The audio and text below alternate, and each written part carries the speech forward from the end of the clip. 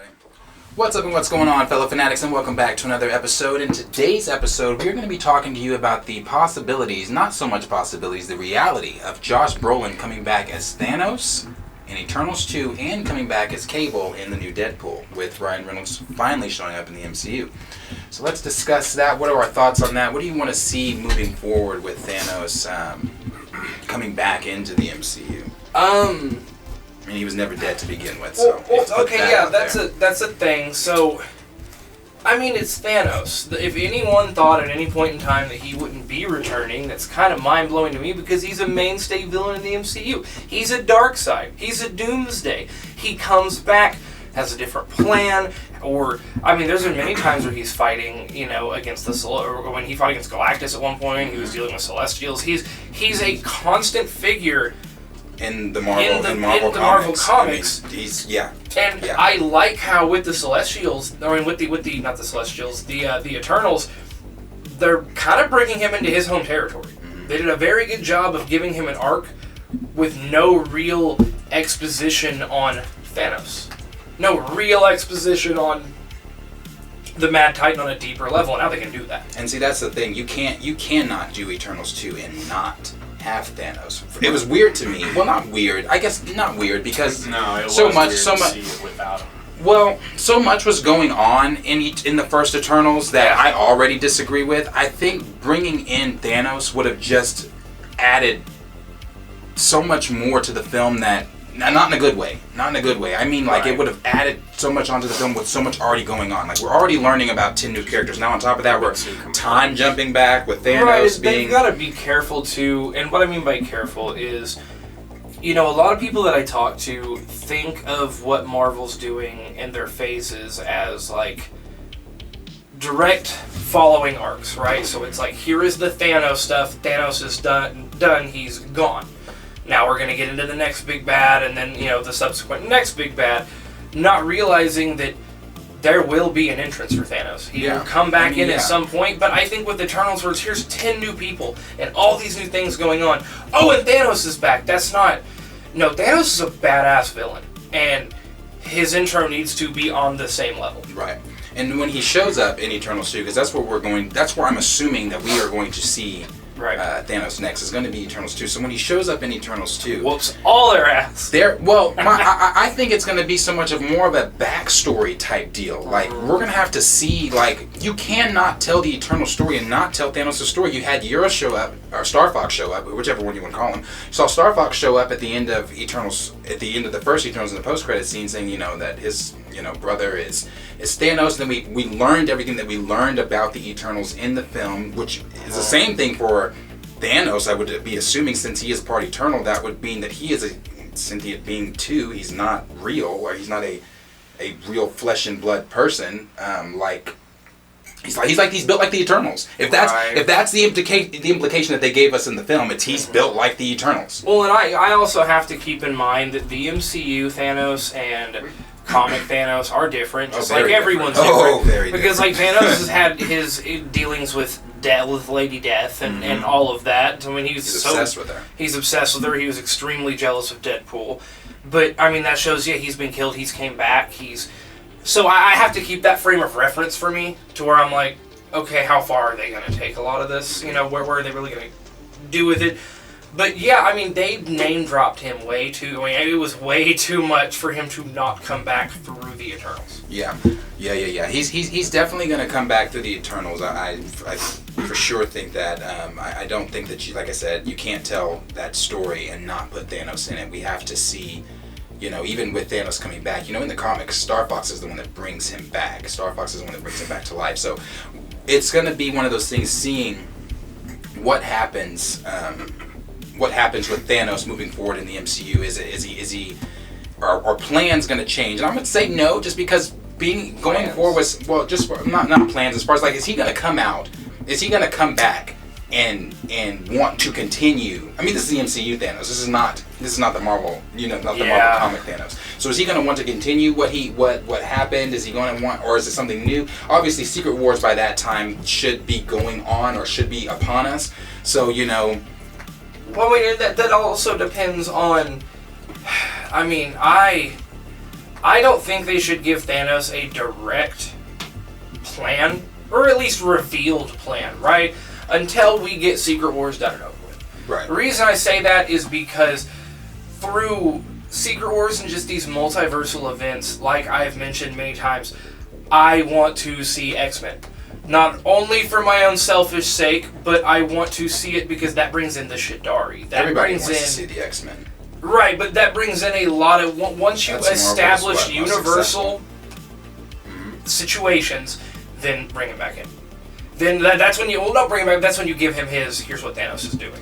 You know? Like a ball type deal. Yeah, just anything with that, where he goes in and he's like, anything really, but I don't think what we have right now is enough for him to come back and just be like, I'm going to do the same thing again. It wouldn't drive him. Yeah, you know, and of course his presence in Secret Wars is something that has to be...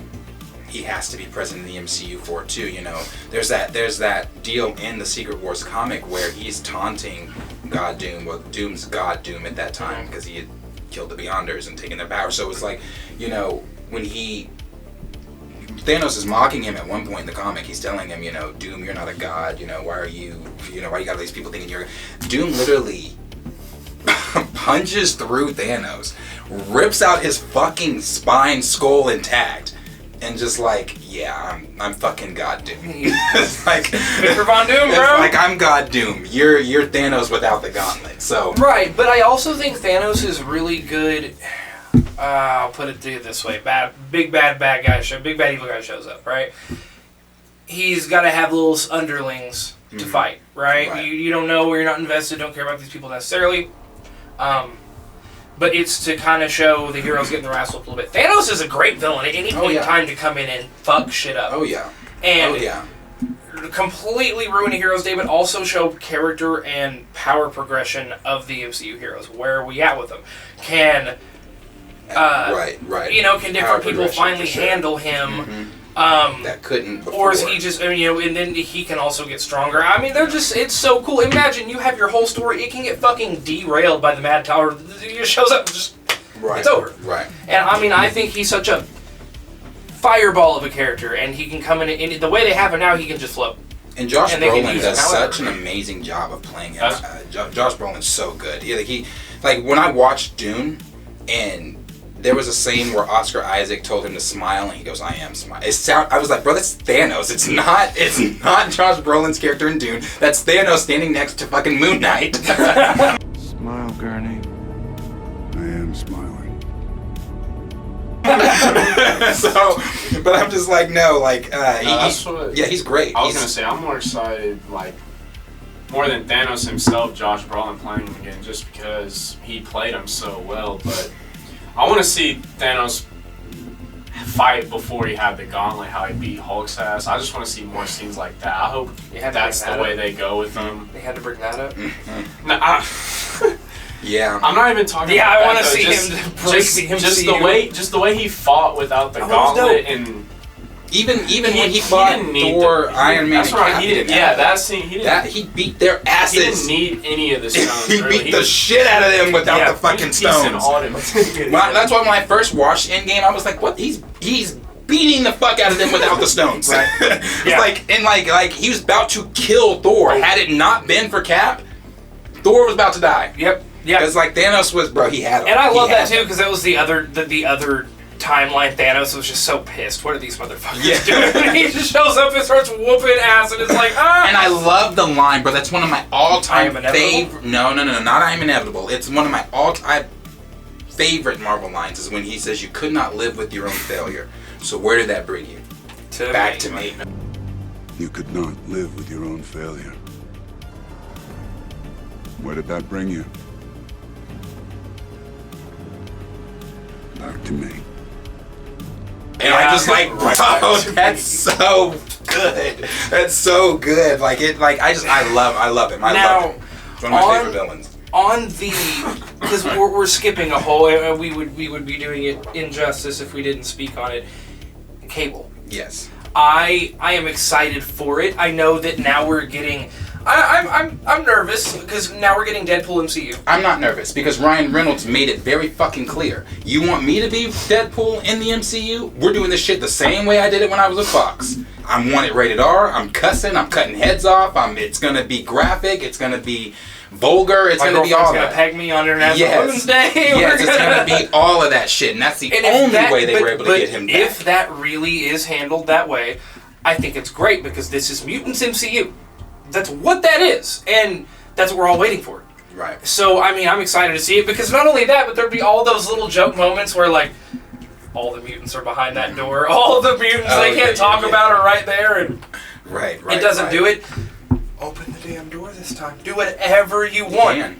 He's able. He's got Disney money too. And I mean, we already saw him in that promo sitting with Korg, so it's not like they're not going to add elements of the MCU into it, you know. Oh yeah. And like I said, Ryan Reynolds has been wanting this for a long time, you know. Not just that. I think Ryan Reynolds, and this is not really on topic, but kind of. I know he's trying to. And I don't want to get into a debate about it or a talk about it, but I know he's trying to push for, you know, that even that DC Marvel crossover. What I'm saying, I even brought that up just to say, Ryan Reynolds is super ambitious with what he's trying to do within comic book movies and everything like that. So I don't think that he would have accepted anything less from Marvel if they would have said, well, no, we'll make it like a hard PG-13 type. And Ryan Reynolds would have said, fuck off. Stan Lee literally wanted me, like, come on now. Yeah, he was like, I'm not doing it then. Yeah, I mean, not only that, and I get what he's saying, but he's also, being Ryan Reynolds, playing... Okay, here's the thing about him being in the MCU and being able to do freedom to kind of do what he wants. He's playing the fourth wall breaking character. Mm-hmm. He can show up anywhere. He can be doing anything he wants. And no, do I think we're going to have a Deadpool cameo in every movie? No, that's stupid. Right. But I'm saying, like, the flexibility to do what he wants to do, it is so great. Right. And I think that's what I want. And having Cable brought into the MCU, excuse me, it's huge. And the reason I say that's huge is because Cable is a time traveler, bro. We could possibly see a scenario with the MCU to where, like, they use Cable to set up the Avengers versus X-Men. I'm not talking, like, anytime soon. Right. But, like, once you finish Secret Wars and after that, then you could have Cable go back in time to where it's like an Avengers versus... Do you know how... That movie... You know how amazing that would be? That comic is amazing. For those of you that don't know, Cable is the son of Jean Grey and Cyclops. And he is a time traveler, and that leads to many events where he shows up with the oh shits. Yeah. Something's gone on, and it's led down many rabbit holes with the X-Men, and really good ones too. Right. And I mean, now it's just all MCU. He can literally show up and be like, golly gee williker, Spider-Man. Not really that, but and I don't want to confuse anyone. Cable is not the reason that the Avengers fought the X-Men. I don't want to confuse him. I'm saying they could use him as the linchpin. Yes, the MCU could use him as a linchpin, like you said, to set that whole ordeal up. I mean, Cable fucks shit up so many times throughout Marvel Comics as far as his time traveling goes. So, right. But yeah, I just think he's a great actor. He's never let us down on any of his roles, in my opinion. He's great as Thanos, and I would not only would I love to see him come back as Thanos, I would love to see that character explored the way it's deserved to be explored. Yeah. It would be a crime to Marvel fans to not have the Mad Titan in the universe. Yeah. And with Cable, I think it's a great way to usher in for sure the mutants. He's established, he liked playing the role.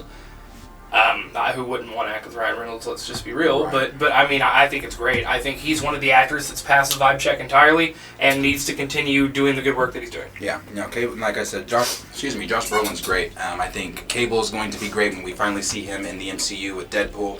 Seeing Thanos coming back is obviously, I know there are a lot of fans out there that legitimately do not like Thanos just because of him, when I say that, I mean a lot of you regulars out there that join the MCU. But like it for what? They don't like it because of, he's the villain. He's the one that blah blah blah. Like I have a friend. I'm not gonna say her name, but I have a friend that literally hates Thanos. But is he? Oh, that's what I'm saying. But is he? That's the question. But is he? And always anything?